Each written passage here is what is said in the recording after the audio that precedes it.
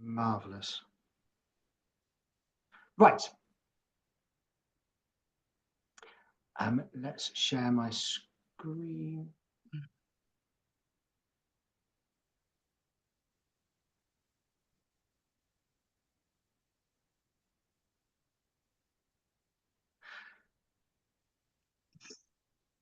Oh, are we on the last slide? It's on the first slide.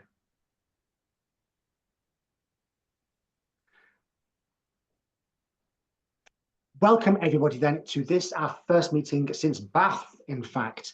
And what we are is a research interest group funded by BELMAS, a very long-standing indeed.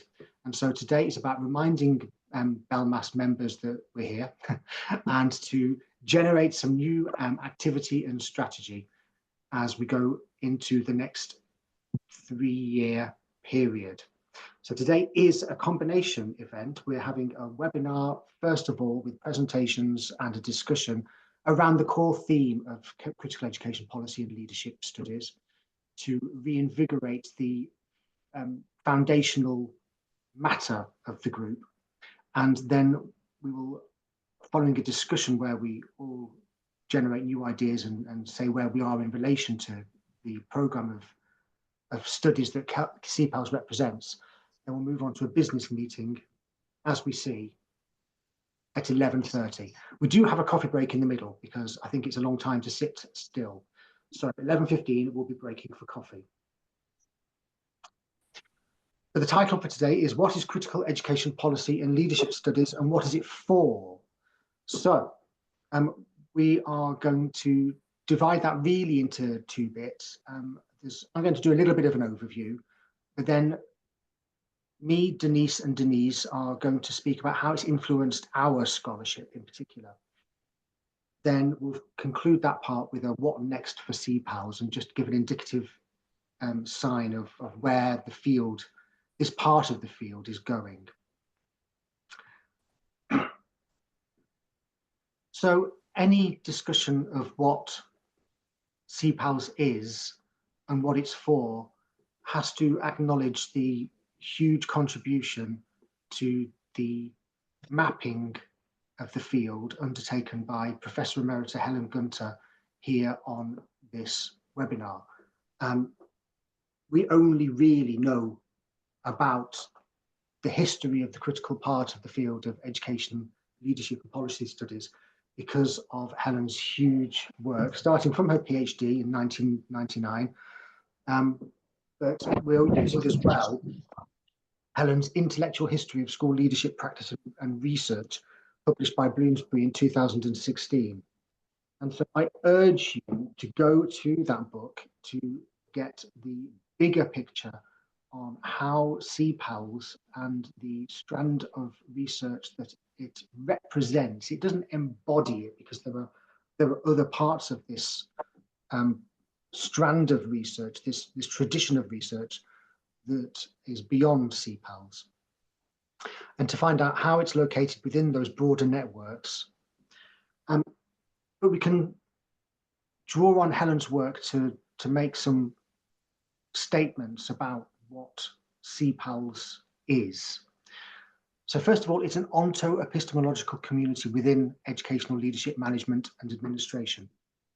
And by onto-epistemological, what we mean is that we share a certain understanding of how the social world works. It's also a normative understanding in that it foregrounds notions of power. And in this, it is contrasted to dominant functionalist school improvement approaches.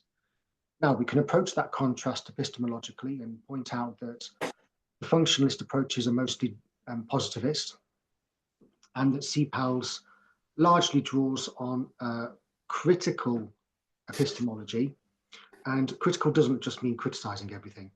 It might be obliged to take an oppositional stance in relation to structural arrangements that marginalize groups and people within educational arrangements, but that's not its core purpose. That's a side effect of having focused on power. Critical in this context, we like to go back to our Smythe 1989 and note that it focuses on, yes, power, but also importantly context and the way in which context interplays with power. And for Smythe, and this gets a little bit more contested the further out you go, especially into policy studies, there is a strong emancipatory intention. Now, that intention can be created within specific projects. So a given critical researcher will aim him or herself to be emancipatory, or the emancipation efforts can be enabled by what the critical researcher does. And certainly, it's probably not true to say that researchers are entirely located in one camp or another. We tend to do work that goes across that border. But certainly some are more located in one area than another. So this means that we tend to have a focus on what it's like to do the job of being in a school, undertaking work that is constructed as leadership, undertaking work that is profoundly influenced by the practices of those constructed as leaders. In Helen Gunter's typologies, she has made a distinction between these various approaches. And so this emphasis on what it's like to do the job can be humanist. And so that's kind of critical without the power focus, really. And there are certainly many seminal texts that do entirely that. So that's the community. And so it's not, Helen points out herself in her book that there isn't really a discrete, traceable historiography of critical education leadership. What has tended to happen is that certain movements and networks crystallize and then have shared interests and may collaborate or may not. They may be separated through time and geography and so on. And so important contributions have it been and include John Smythe's work, which really represented a school of critical education leadership studies at Deakin in the 80s. Important representatives included Jill Blackmore, for example. But other networks have also crystallized in different places and at different times. And certainly the Belmas Rig CEPaLS has been one of the more important, created by Helen decades ago, one of the first actually at Belmas, and a role model for many of the other rigs that have followed. And certainly CEPaLS' approach has been reflected by institutional iterations, importantly at Manchester, but also at Nottingham, and more, they're rather less durable than the ones at Manchester and certainly Nottingham. London has had key researchers working in the area, but it hasn't really concretized into a powerful network that is global in that sense. But because of the because of the fact that functionalism is dominant, then critical approaches need to network. And so we have strong relationships with Crelm at University of Nottingham. Leeds, Leading Education for Democratic Schools, is a cognate organization across Europe. And so, mentored by Helen, my work has drawn very strongly on the CEPaLS tradition. And so personally, I have foregrounded an understanding of leadership that is critical in that onto-epistemological sense, in the outputs that I've produced and in the intellectual resources that I've shared with the field. And I think that latter part is vital, actually. And so the two books on the right, The Keywords in Education Policy Research and The Understanding Education Leadership, both of these are intended to be primarily intellectual resources for the field to take up and employ as they develop what their understandings and practices of critical education, leadership and policy are. And with that, I'm going to hand over to Denise Mifsud. Thank you, Steve, for the introduction, and thank you all for being here. So, how has the lens of critical scholarship shaped my scholarship in the field? Now, as I coined in a Leadership Unwrapped podcast, all my scholarship emerges from what I termed the triage of theory, policy, and practice. What do I mean by that? Theory is my academic self. Policy is my involvement in high-level ministerial meetings where we used to discuss issues and were then presented with readily prepared policy documents from unknown origins. In my previous job prior to entering academia full-time, and practice as a direct stakeholder in all the teaching and learning and related activities unfolding in the schools I was responsible for. My experience of the various competing discourses of educational leadership in which I have been positioned and also in which I have positioned myself have shaped my various identities as a leadership practitioner, but first and foremost, scholar and academic. That led to my particular research interests.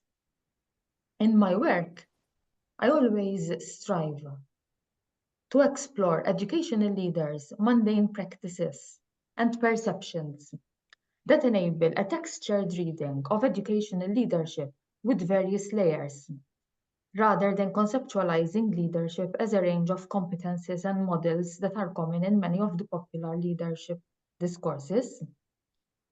These narratives then enable a critical re-engagement with theory, policy, and practice via skepticism, critique, and problematization of educational leadership. And I base my work on the theory of Michel Foucault, okay?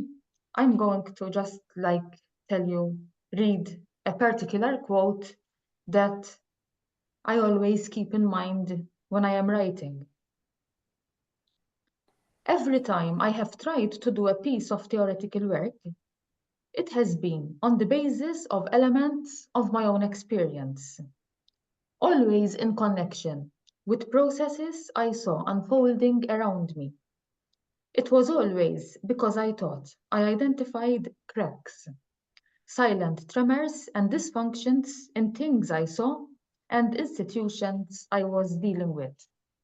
As you can see on the left, like one of my very first books that was published in educational leadership emerges from my PhD study, in which I saw a lot of dissonances and dysfunctionalities between policy intentions, policy interpretations, and the actual policy enactments in schools.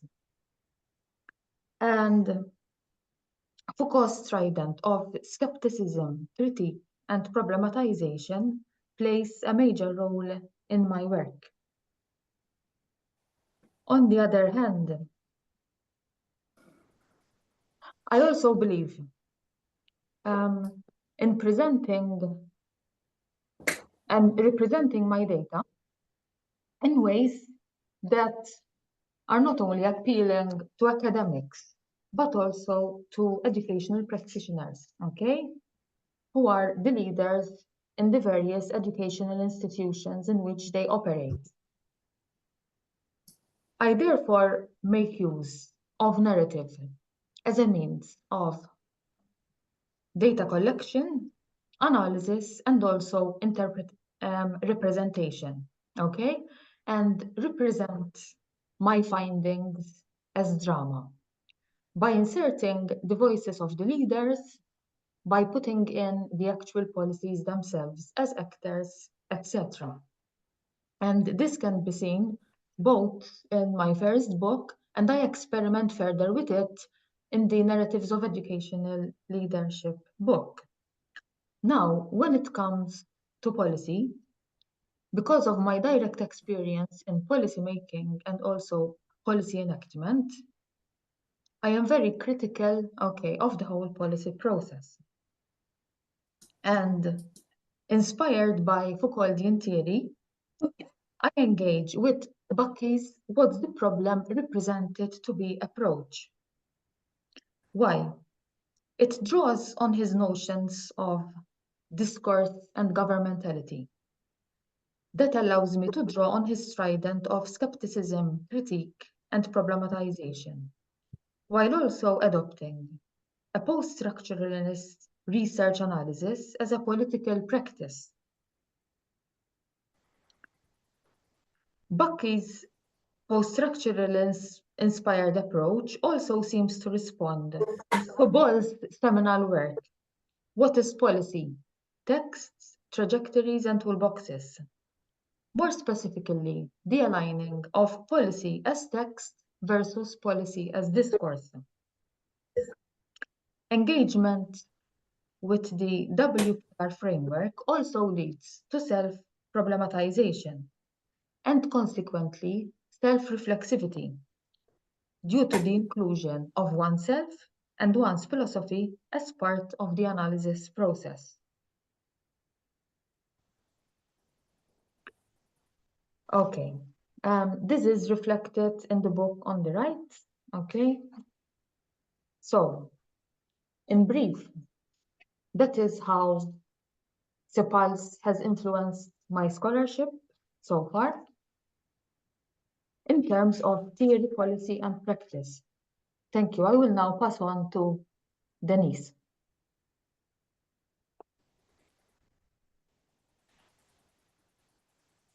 Hi, everyone. Thank you for being here with us today. And I would like to thank Steve and Dennis for their input. So I have been recently invited by Steve and Dennis to join CEPaLS convening role. And I have been researching and teaching in Turkey for almost 30 years before coming to the UK,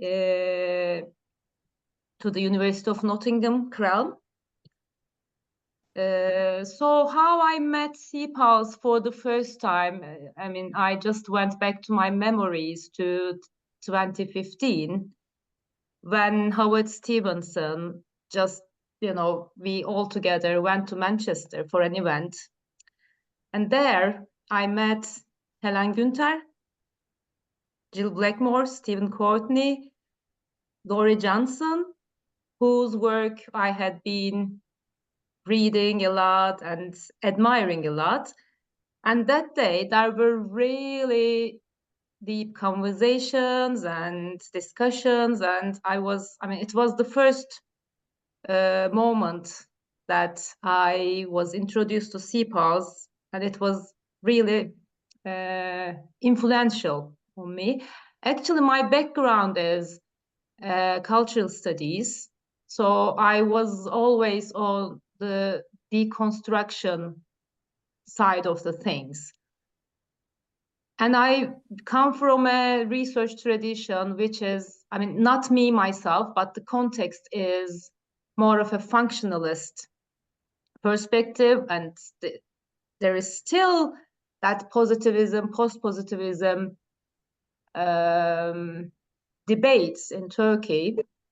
So after that, I had the chance to collaborate with Stephen and other colleagues in Nottingham and in Manchester.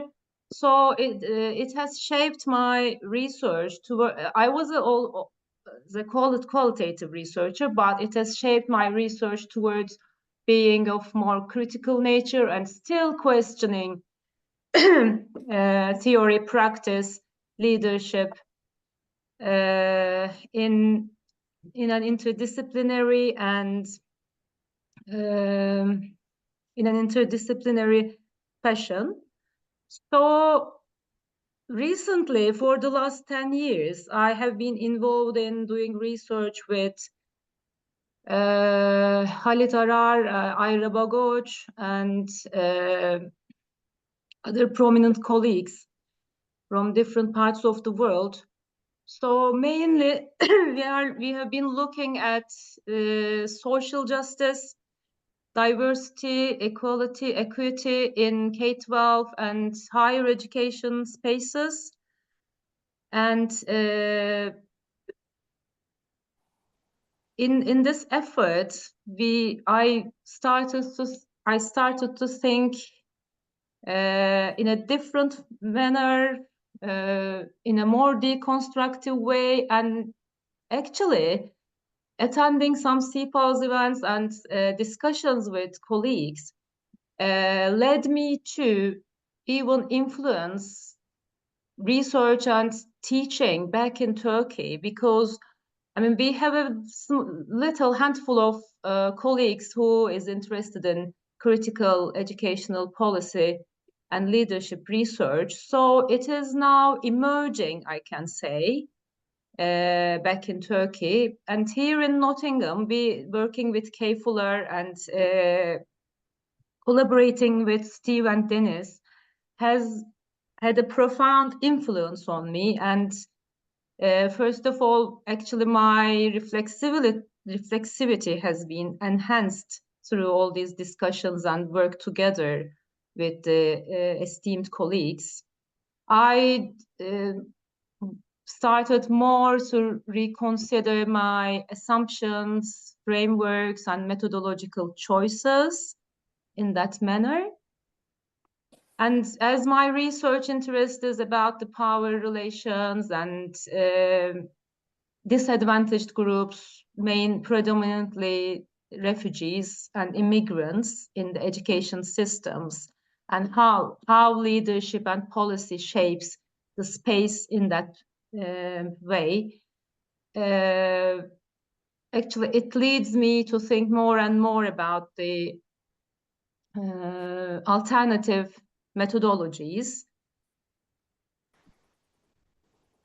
And the plethora of theoretical paradigms about exploring these topics actually enriches the research design and broadens the scope of my scholarly inquiries.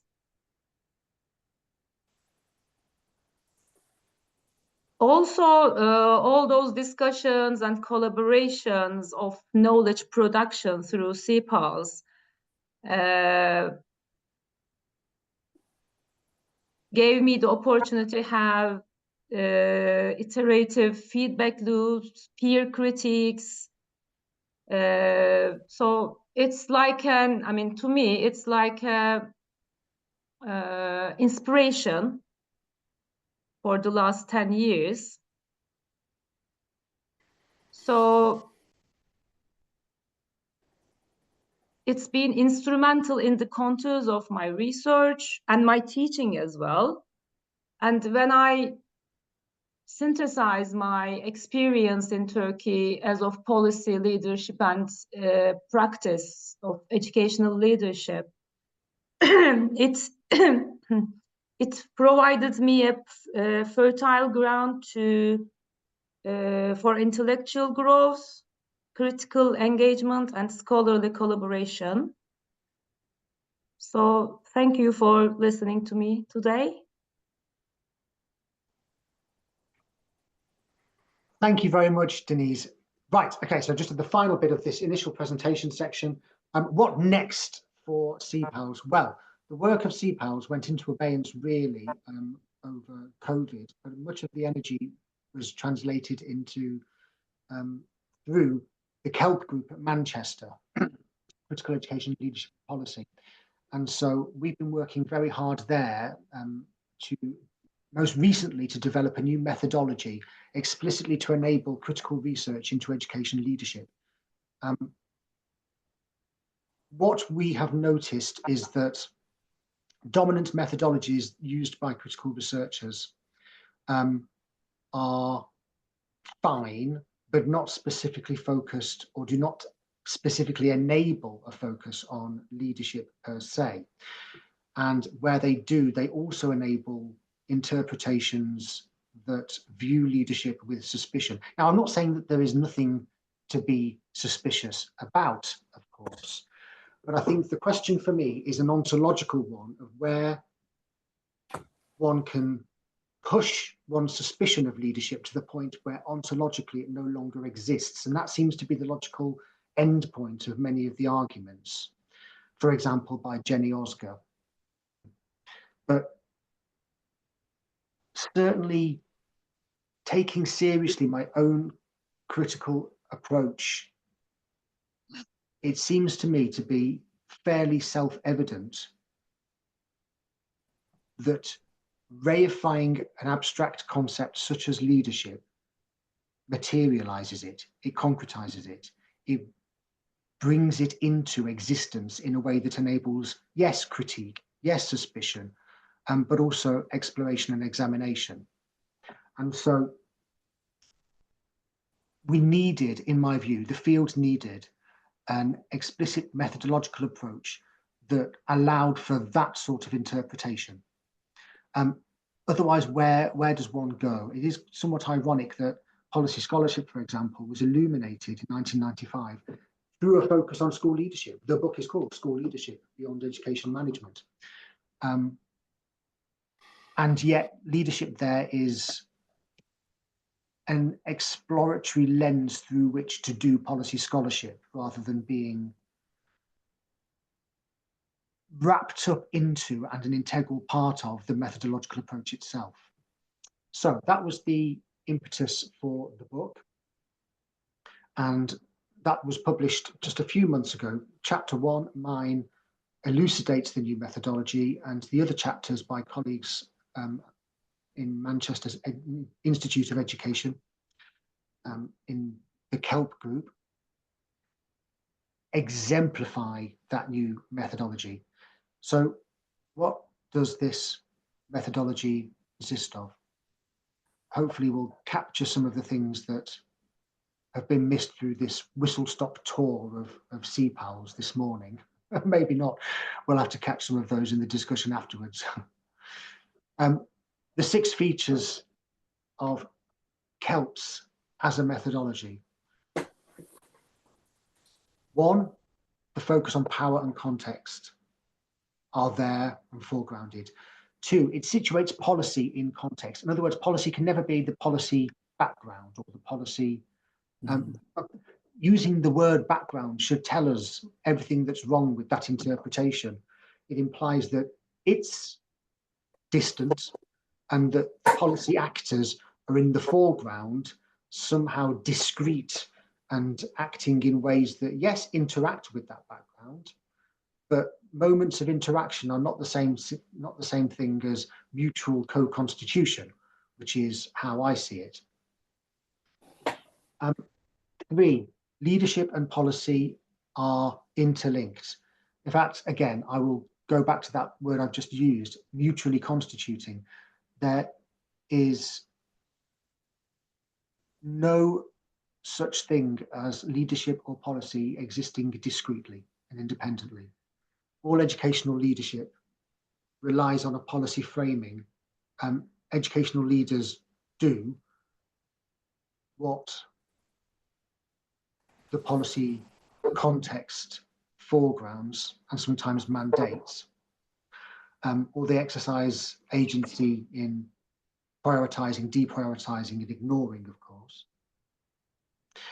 But also what educational leaders do, think, and so on, create the discursive conditions within which new policy solutions become thinkable and therefore suggestible.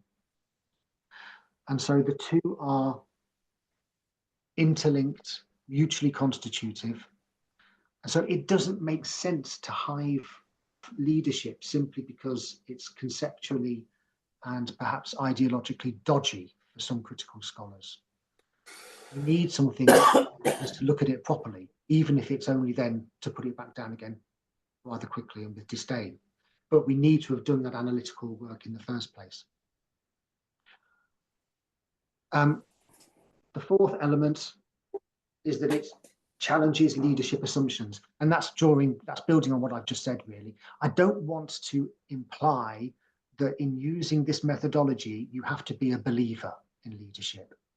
Of course, you do not. It is still right to problematize the concept, to problematize practices, dispositions, values, and so on. I think where previous methodologies have gone too far is to allow that tendency and obligation to problematize, allowed that to stray into denial. There are still people in charge of schools. They might not be doing leadership, but even that discussion requires a conceptual and theoretical discussion. Which moves us on to number 5. It prioritizes theorization. We saw from the presentations, particularly by Denise, but also by Denise, that theorizing is foundational to critical work that we do. Unless we are able to elucidate, foreground, and explain the implications of the assumptive architecture that underpins our thinking and arguments, then we are not going to get very far. In fact, we'll go as far as functionalism takes us. And school improvement work, functionalist work, often sees theory as a pollutant in the process of research and hence of school improvement. And finally, this approach needs to accommodate diverse approaches.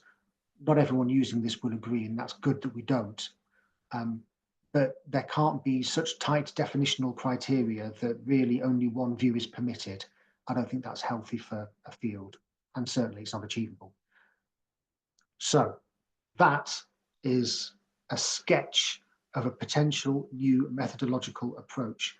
Some bits are very much not new, and we've been doing them anyway for years.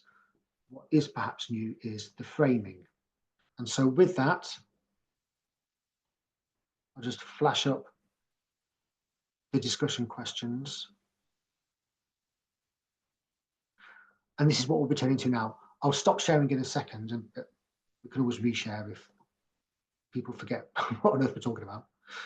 The discussion questions now, we're opening the session up. What interests you about the possibilities of doing research using a CEPaLS framing? How has CEPaLS influenced your research to date? How do you plan to draw on CEPaLS in your future projects? How and why? How do you see CEPaLS developing, for example, in terms of methodology, research focus, and so on? So, we are not going to go through those in any particular order. Instead, you can see the question that inspires you the most to respond and contribute.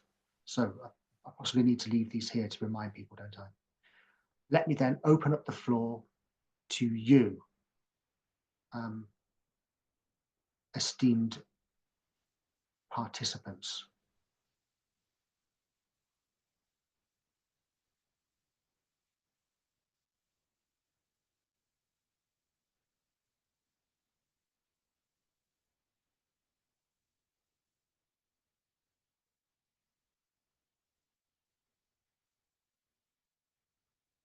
Alison. Hi there. I don't think I've got a camera. I'm really sorry. I just wanted to say, firstly, thank you so much for that presentation. I think that was just brilliant to hear, to have time to listen to you and Denise. And I think that you know, the outputs that you've had and the way that you frame that is just so important. I think that, you know, there's much out there in the space that pulls us towards outcomes in our research that are going to really align for people working in the profession, you know, a kind of constant iteration of, you know, effectiveness and success and achievement and so on. And I think what you've so wonderfully done is just remind us about this space and about how essential it is to consider that framing, particularly, I think, well, I mean, all of the 6 areas, but I think, starting from the position of power and context, I think so often in spaces in our kind of professional work, we're pulled into thinking that, that's not now important somehow. We have to kind of push that to one side. So I just really thank you for that. And I've just found that really inspiring for my own research, and also a certain confidence to say to colleagues or to, people in other spaces that actually, this is so essential as a body of work. And it's an area that I really want to commit to. So I just thank you for that. Thank you so much. That's really super to hear. And it's going to be important to recognise that actually, just because of the way that the field is, and I mean the broader field, the way in which funding opportunities are made to happen, the way in which hiring practices happen, for most of us, we don't have the benefit of an institutional critical educational leadership network and grouping. It may be that you are working pretty much on your own in your institution, doing this work, and you may be having to repeatedly make the argument regarding its importance and other ways of recognizing impact too, because the conversations about impact can be instrumentalized, of course. And so because of that, networks like CEPaLS are very important for enabling colleagues to meet each other in this space, to recognize that you are part of a community, you are not alone, and that there is an agenda actually for our work and for this entire paradigm. So thank you very much, Ali. Agreed. Thank you. Hi. Hello. My name's Steve Willoughby. Am I getting through? You are, thank you. Okay. I've been working research for, I don't know, about 30 years. And certainly my early work was on power and control with Basil Bernstein, actually. More recently, I've been working with Chris Brown at Southampton, and we put together some work, and particularly with my close colleague Pam Dunkley, on teaching assistants. Now, I thought what you said about leadership was extremely important, because I think there's some reasonable work, actually some good work on leadership and teaching assistants by Webster. However, the focus is on leadership. The work that Pam and I were concerned on, it was the voice of the teaching assistant, because frankly, there is at least in every school, there is like a third of staff who are TAs. And to be frank, the critical side of this is very important, because it seems to me that one, that TAs don't have decent CPD on a regular basis. Two, that they don't have time before and after school to plan with the class teacher generally. And the pay is absolutely revisable, because the general monies were something like 13,000, stating by the Commons Committee recently. So I was asked by, I think, Emerald, to put together with my colleagues a book on the voice of TAs, which comes out, I hope, in April. But the point that I would make is that if you are looking at critical leadership, you have to look at, on the one side, the leaders, yes, and how they might work, but the followers and the situation. And I think that that's the area that I'm really quite interested in. So when you were looking a lot on the critical side, this is something that I would like to be more involved in, because when we're moving ahead, we like to give our thoughts and to be criticised. We are not the book that we've done is not perfect. So when it goes out, we'd like your views. Many thanks, thank Stephen. you. Thanks very much. Thank you very much.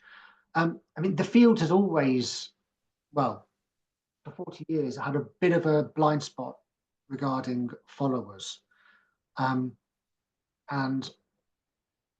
using the language of followers obliges you to locate leadership within a certain tradition that I don't think we've really done in education. Business studies is happier to talk about leaders and followers, because it can quite easily imagine little worker drones buzzing around some organization under the thrall mostly of transformational leaders. But in education, clearly, if you start talking about followers, then you're talking about education professionals. And therefore there's something incredibly patronizing about calling these people followers. Lots of the areas of followership, the ones that are heavily psychologized, rely on really strange generalizations and stereotypes about motivations to follow,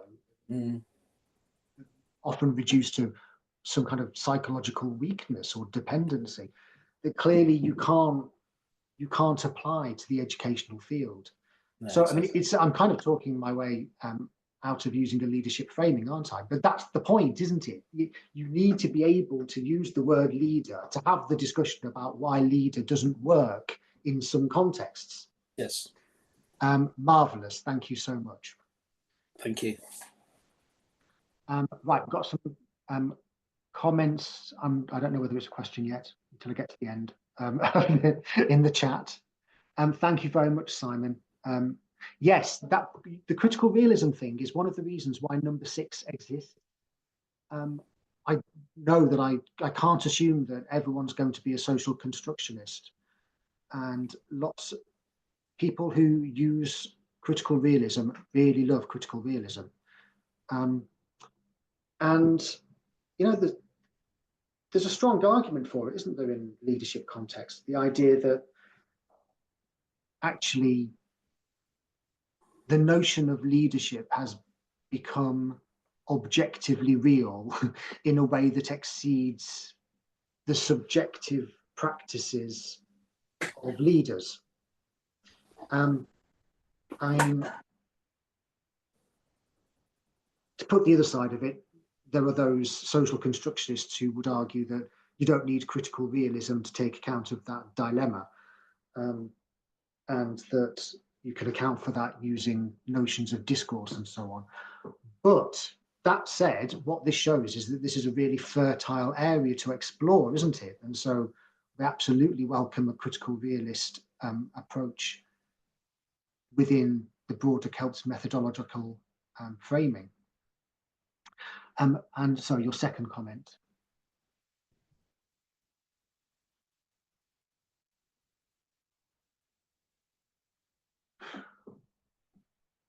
Right, the interaction of this field of study with neuroscience is incredibly interesting. Normally, it's left well alone by sociology-inclined social scientists. But neuroscience functions as a discourse as well as a science, doesn't it? And so that's absolutely right for exploration. Fantastic. Is there anything that you wanted to add to that before I move on? I see Rahana's commented as well.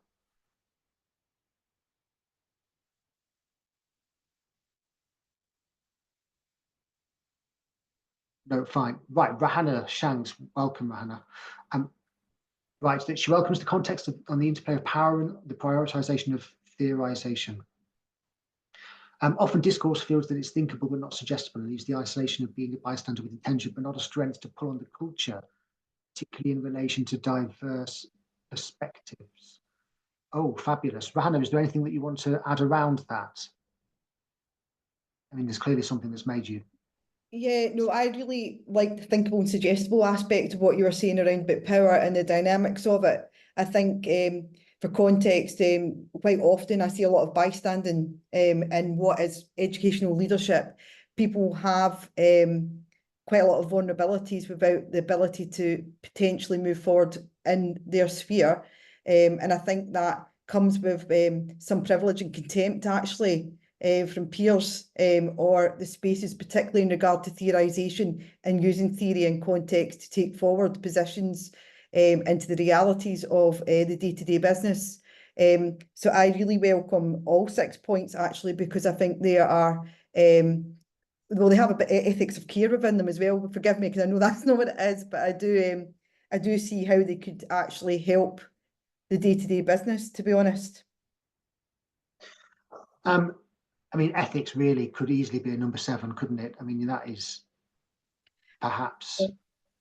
I can see the care ethics coming through, because I think for me, like, it's challenging the assumptions and the biases that are present, which is that bystander piece as well, and the vulnerabilities which school leaders have.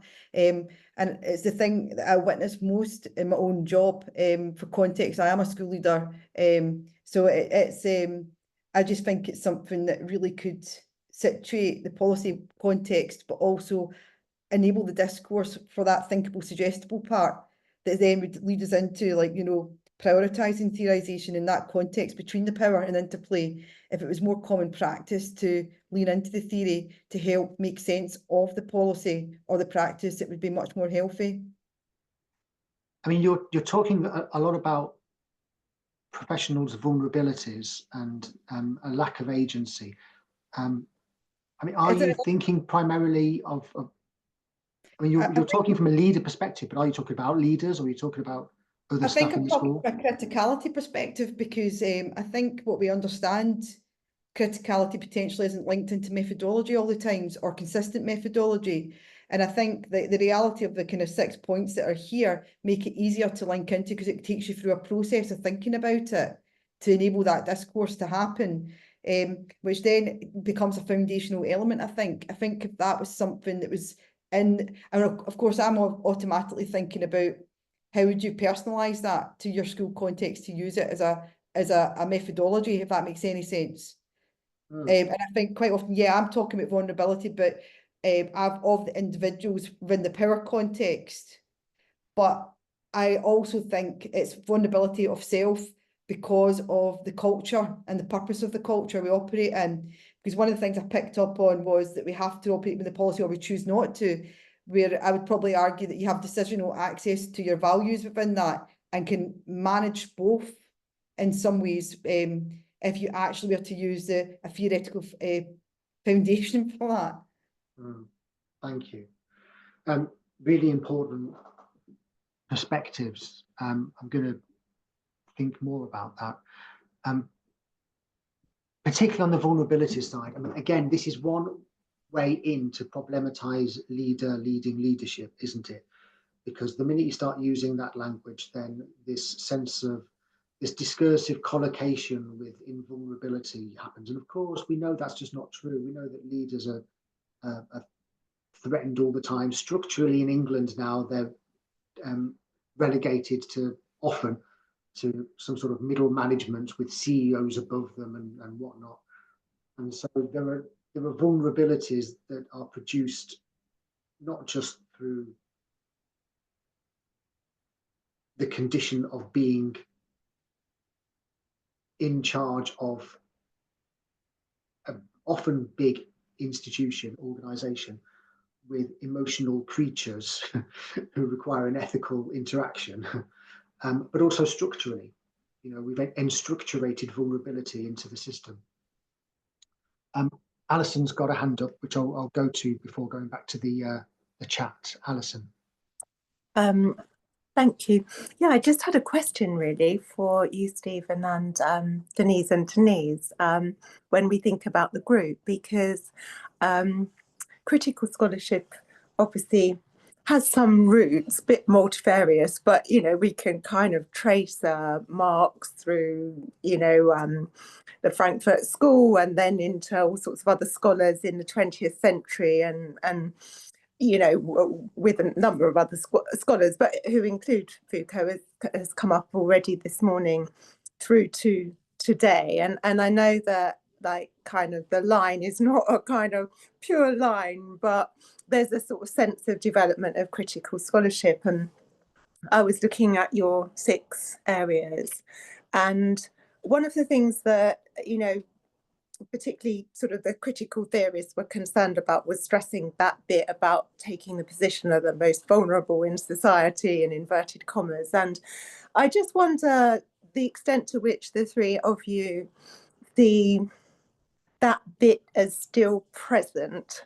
I mean, even I say the vulnerable, in inverted commas, because as we say that, it's kind of to label and, and all of that. And obviously you've got about the sort of diverse approaches, and people have already been talking about ethics. And I know that Foucault, for example, it isn't about necessarily a particular group, because we wouldn't want to group them, but actually it's about all of us, and the way that power plays out, etc. So I just wondered whether that's whether you see that there is still a kind of need always, or a need sometimes, to turn to kind of position with the most vulnerable. Because for me, in my research, it's been that interplay between power and context that ensures that we do that by looking at areas of deprivation or looking at particular groups. But there's a problematization, obviously, about doing that in a sense. So I just wondered if I could ask you that question about. I hope that's okay. Absolutely. Thank you so much. I think that context is incredibly important. I am thinking of Trump 2.0, and the reasons potentially why that has happened. And in large part, I suspect it's because people who were told that they were powerful were not, because of intersectionality that was not explored for them. And so even in this country, for example, if I go to a red car, I doubt that I'll be seeing white privilege. And so I think it's become quite unreflective to think of the most marginalized only in terms of identity groups. 2 things can be true at once. Marginalization accretes across and is structured by meta discourses, including race, gender, and so on.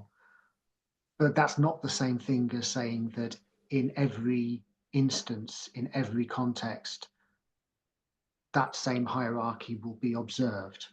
And so it's absolutely vital to remember the other tenets that we have had in mind in the past and that perhaps have faded a little in very recent years, about context, about intersectionality, and about how those 2 things interplay.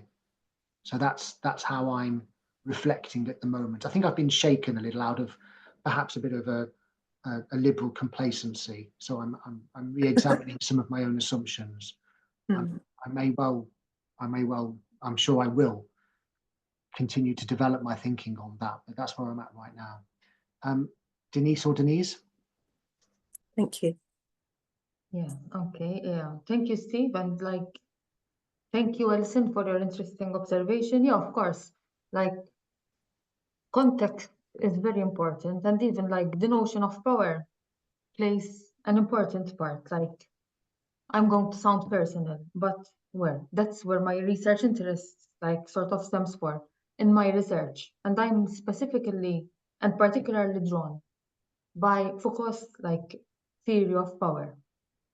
What I like referring to I keep the French term, relation de pouvoir, because there are different conceptualizations of power, but I especially like applying Foucault's conceptualization, because even using the term like relation de pouvoir helps me regard power in a circular way, because as Foucault states, power flows, okay? And it comes like from different points. So even though it may sometimes on the outside appear that power is only emanating in a top-down manner from the people in power, I'm trying to think of the disadvantaged context, okay, I've mentioned. Inherently, it may not be necessarily so, as there are other ways, okay, in which those who we assume to be like the subjects may be powerful. I don't know if I've answered your question or added to your observation. Like Denise, I don't know if you want to add something from your end as well. Thank you. Thank you, Alison, for the question. Actually, as a researcher who is exploring the refugee spaces, even using the word refugee is problematic to me, but at some point we, with Ira Bogoch suggestion, we started to use newcomer, but it is, for me, it is still a label. And as of myself, I have been problematizing it for such a while and still thinking about how to get rid of all those binary oppositions and tagging and labeling. It's a bit problematic to me as well in this respect. Maybe through CEPaLS discussions and collaborations, we may have the chance to find some solutions for that. Thank you. Thanks for your By response. the way, I've been reading the chats, and technically, Helen and Glenn cannot raise their hands. No, so should we just go to Helen straight away then? Yeah, okay. Okay. I don't know if other participants have the same issue, though. Yeah, just write a note in the chat if you want us to come to you. Okay. Please write in the chat and we go in order.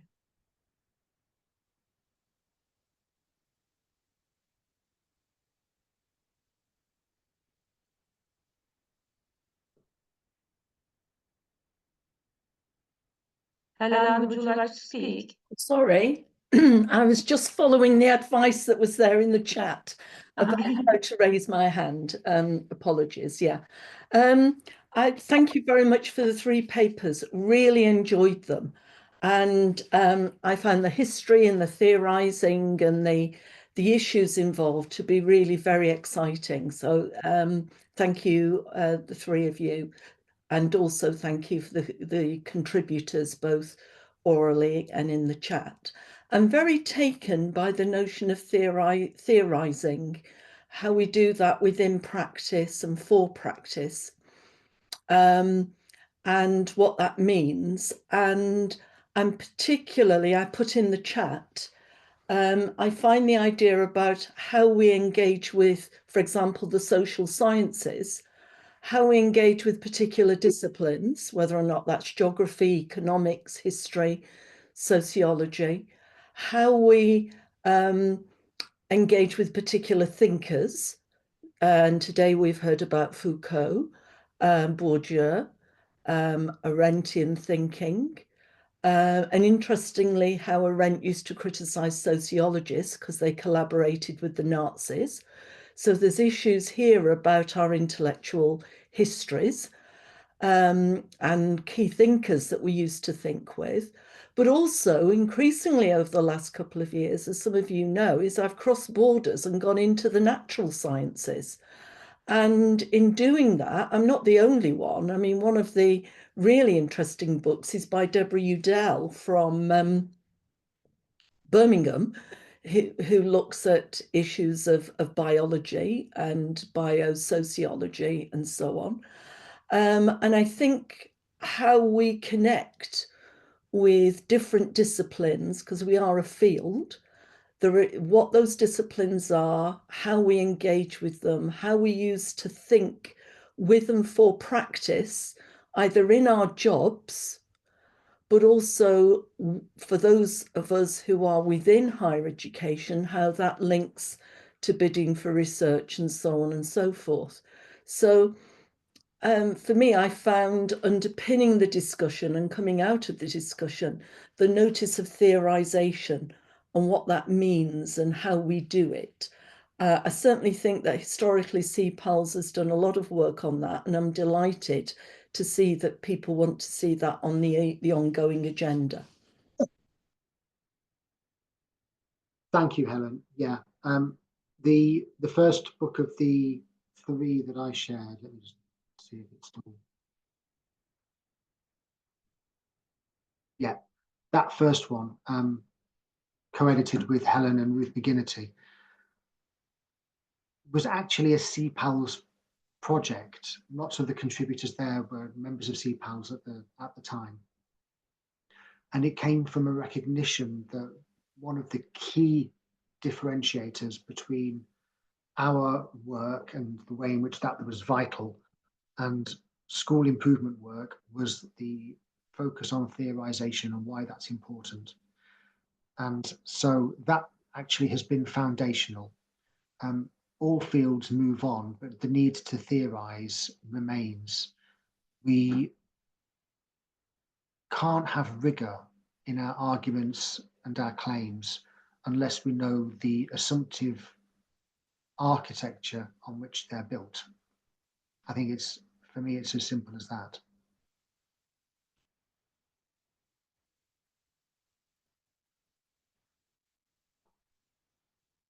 Right.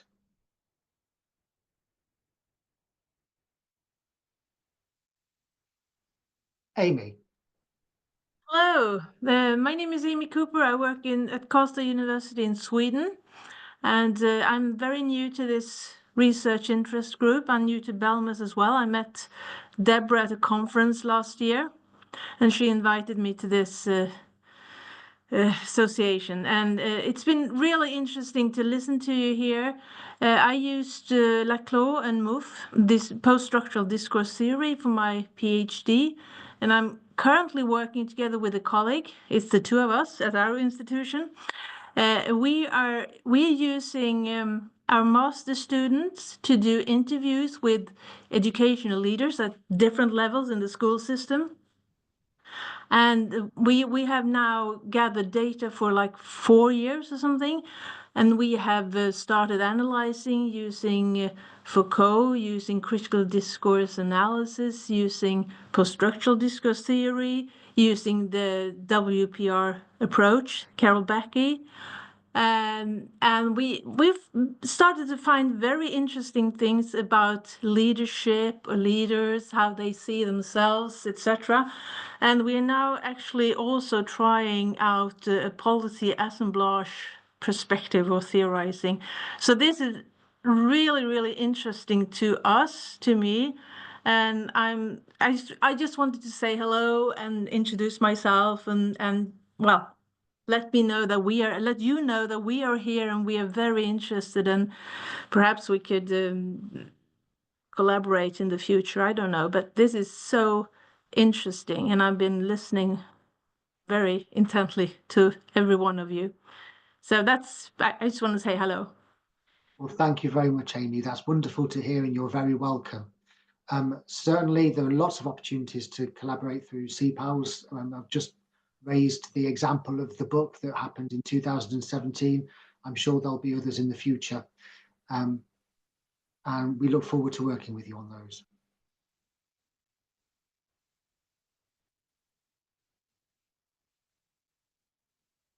Okay.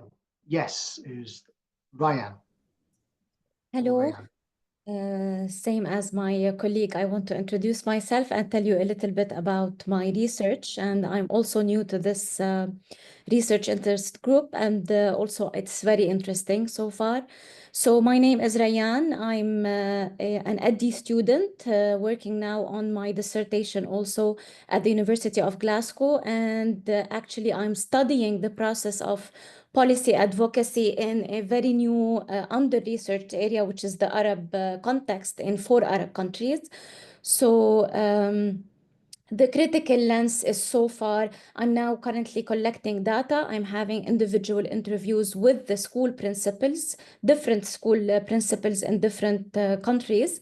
And really it's so clear how the critical lens is so evident. The activism part, when you talk about things related to policy, even if they are not aware of their practices, a lot of their experiences, they reflect advocacy efforts, agency, policy agency at a certain point. So, and also what was interesting to me so far is that they acknowledge that even the individual interview, they felt that it is raising awareness. And I think this is also evident when it comes to critical research. So you feel that it is really raising the awareness and of these people. They feel that this is some kind of a workshop to them, because many things they are newly able to articulate it when they discuss it with someone, with an outsider.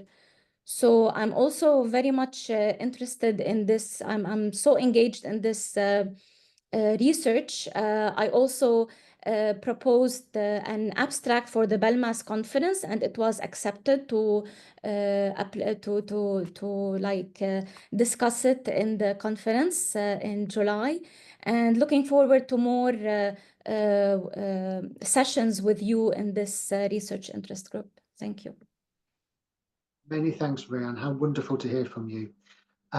So this notion of advocacy, emancipation, and critical research. I know that you were talking partly about your research participants there as much as the researchers, but it's a really interesting question, isn't it? Certainly, Michael Apple, in his elucidation of what it meant to be a good critical researcher, would definitely have us get off the balcony and get our hands dirty.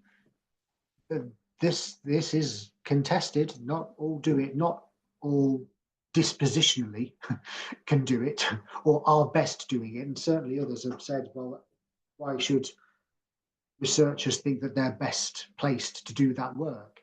Actually, it might be more about enabling those who are best placed to do that work to do that work. So yeah, there's a wide spread of positions in the field, and I'm certainly not going to say that one's any better. There's quite a decent discussion about that in a recent-ish article in the journal where I'm a co-editor-in-chief, Critical Studies in Education, about education policy rather than education leadership and policy, but it's the same debate. And that was first author Glenn Savage, 2021, I think it was. So have a look at whatever he wrote in CSE in 2021 about that. Marvelous, thank you. Right. Yeah, Helen's contributed there. It is a fine balance. I think as well, there's just, if you're dispositionally inclined to get off the balcony, it must be quite hard to see that others aren't, and that what you are able to do naturally is quite special. And so I certainly leave a bit of space for people to contribute in their own way, according to their own lights.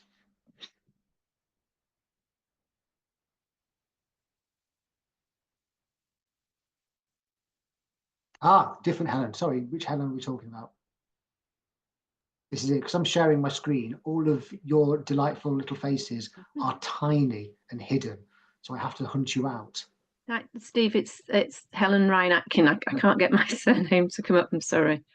But yeah, I found that in the research I was doing with a mixture of CEOs all the way down through governors, teachers, leaders and parents, how a lot of them really welcome the chance to be able to have their voices heard, especially those lower down the tree, as it were, really. But even the CEOs, they admitted their vulnerability, actually, which is quite interesting to hear.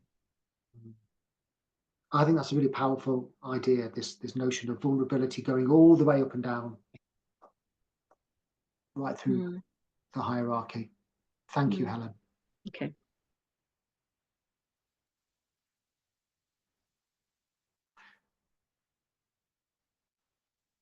Okay, does anybody have anything else to contribute to this discussion part of the session?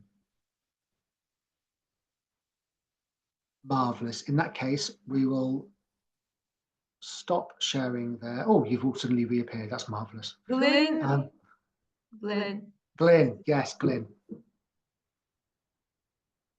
you are on mute. Thank you. Thank you. I still haven't found raise hands, but maybe that's my technological prowess. I just wanted to make a couple of points. One of the things that I found when I was responsible for what happened within a school or schools, namely, this was some time ago, was that then following an academic course, I found, which wasn't in educational leadership, but in leadership itself at a business school in Manchester, then I was very happy to understand how I, as a school leader, was functioning in relation to others who had written formally, so Foucault, Bourdieu, and others.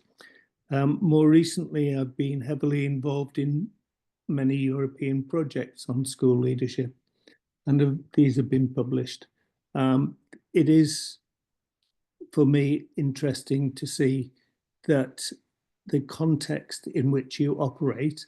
Now, can I also say it's delightful to see Helen again and Rihanna, and lovely to see you all. And new people that I've not seen before. I would also just say to Steve Willoughby, if he's interested in teaching assistants work, that he should look at Linda Hammersley Fletcher's work, which she did for her PhD. But she's also either current or a former member of BELMAS. What I wanted to say is it is of vital importance that it's not forgotten that school, any form of leadership, is in fact situational, and it's not just about people, it is about ideas. And so I see the CEPaLS element is about leadership and ideas, because the leadership of ideas, for example, if you take an example like the Impressionist movement in art, or if you take an architectural perspective, or if you take a different perspective, then there were people who led the field.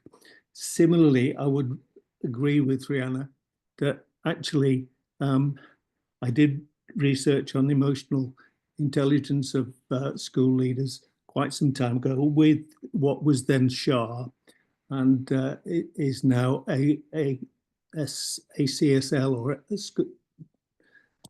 And it cannot be forgotten that the human side of leadership is probably the most critical, because you would not get what I call co-creators rather than followers, because they are co-creators with the person who might have led the initiative or might have come up with the initiative.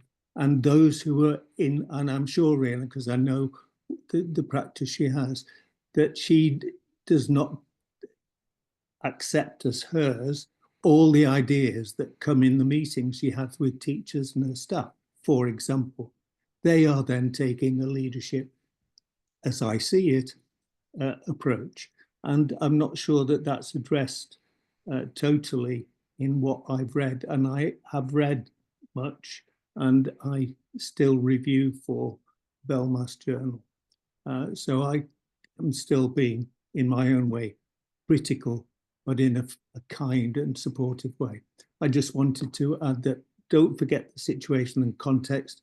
Denise talked about refugees. It's a particular context, situational leadership, and don't forget you can lead ideas as Bourdieu, Foucault, et al. That's all. Many thanks, Glyn, for that contribution. Right, it is 11:15, and so we'll stop the recording now. Many thanks for that. We're going to have a coffee